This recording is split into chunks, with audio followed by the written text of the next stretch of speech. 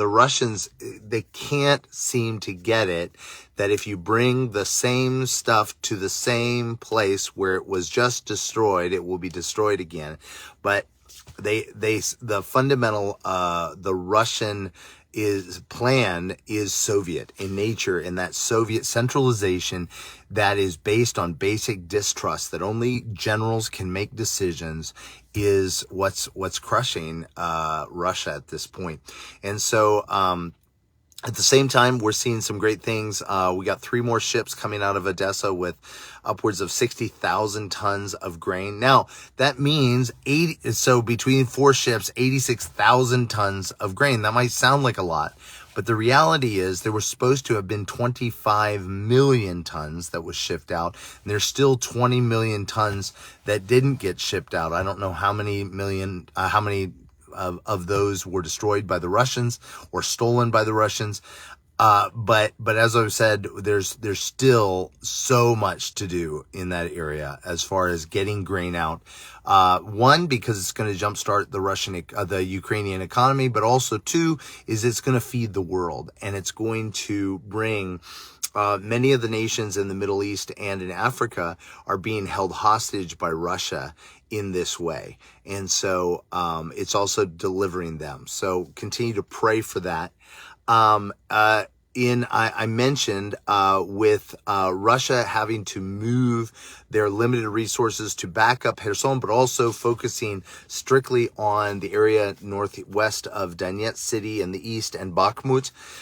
They've had to pull out troops from around Kharkov, around Slavyansk, and even around Siversk.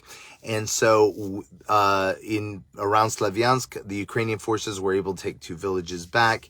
Things were relatively quiet, relatively speaking. On the Kharkov side, finally, after 160 days of torment.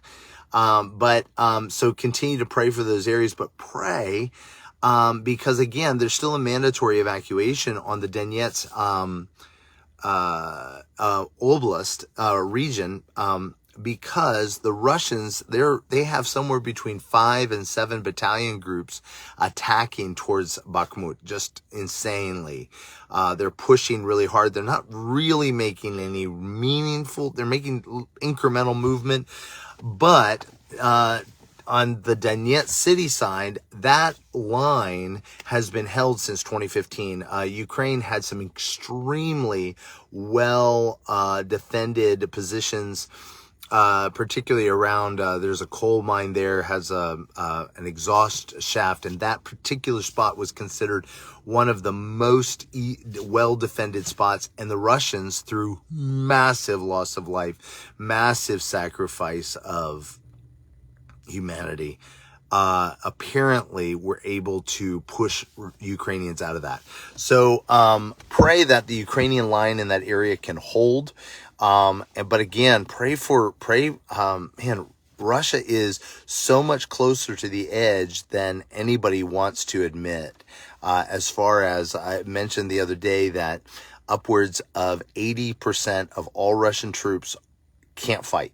What I mean is they're either dead, wounded, exhausted, or demoralized, destroyed. So 80% of all troops are literally can't even be fielded in battle. At the same time, I've mentioned limited resource. So Russia's been mobilizing from the far-flung republics within Russia, the far-flung ethnic areas, not ethnic Russians. So we've seen the people of Buryatia have been protesting because so many of their people have gone there and not come back or won't be allowed back.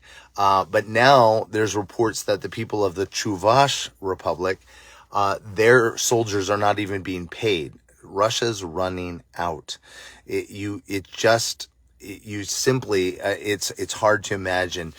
And it's kind of like if you've had a friend who was living it up and you're like, dang, man, how are you living it up on that kind of lifestyle and that kind of salary? Man, you are. And they're living like they're a king, and they keep borrowing from Peter to pay Paul, and then all of a sudden they hit the wall. That's what we're watching with Russia. They are robbing, stealing, borrowing from Peter to pay Paul.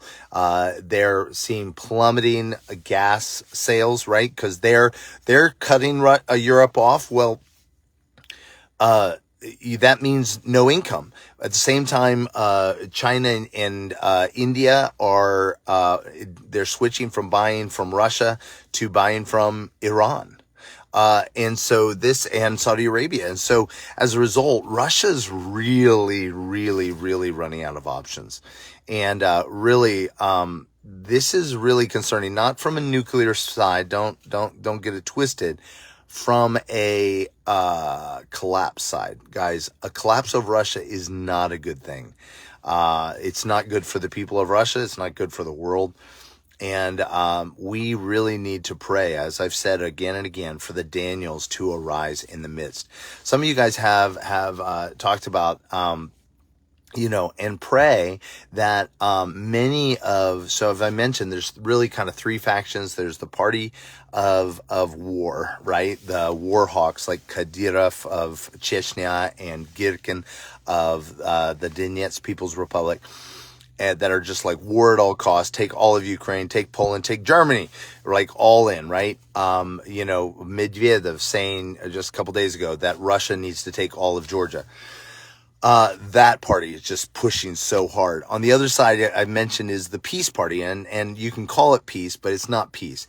It's people who've stolen stuff, and that includes oligarchs, but also bureaucrats. You need to understand that bureaucrats have never been paid adequately. There's always an assumption that bureaucrats will steal. So that's why I kind of lump together bureaucrats with oligarchs, but stay with me. Then there's the party of silence, the party, the people who are just keeping their head down. They're really serving the country, but they're keeping their mouths shut. And I've mentioned a few names, Elvira Nabolina of the central bank, and then also Mishutin, who's the prime minister. They have been developing and working closely with the governors of the regions, really trying to keep Russia afloat. And so this is where I really believe that they can pull in bureaucrats out of the party of peace, which is just get our stuff back, right? Let people suffer, but let's get our stuff back, to thinking truly like kings and queens who are there to serve the people. Pray for that. Pray for that remnant to arise that really loves Russia and loves Russian people and loves God's plans for Russia. Because we said it from the first place, Ukraine has a destiny and Russia has a destiny, and both of them is to call people to love Jesus, to know God's love, to be set afire with the blaze of the gospel and bring light to the world. And so, guys, we don't pray against the plans of the enemy as much as we agree with God's plans for destiny, because that actually places us 180 degrees against whatever the enemy is doing. And so, going back to that, in the middle of this, our friends, Vladimir and Lilia, are standing. But guys, I gotta bring this up. The West is beginning to abandon Ukraine. So many of the different groups are pulling out. Samaritan's Purse, it sounds like, is pulling out of Ukraine, or at least pulling out from the war-ravaged areas. So many, there's literally almost nobody left working. Our friends Vladimir and Lilia and the Church Blagovist and the churches they've raised up are about the only ones left. The Red Cross never works with churches in that part of the world. They've come to them and they said, we need you to distribute we have resource to give, but we need you to distribute it because we don't have anybody to partner with. Guys, this is huge. You guys have made that possibility. You've actually empowered them to create this network of logistics and love and church planting throughout Ukraine. You have done that, and we're so grateful to you all. But at the same time, as I mentioned, finance has really dropped off. And I realize so many of you have given sacrificially. Please, I don't want you listen to Jesus. He'll show you if there's something for you to give, but don't just give out of emotion. But at the same time, when you share and you get the word out, Facebook puts us in a bubble. When you share this, when you make the share public, it gets it out to new people and raises up awareness and create this network of support, because people are still suffering, not less, perhaps more.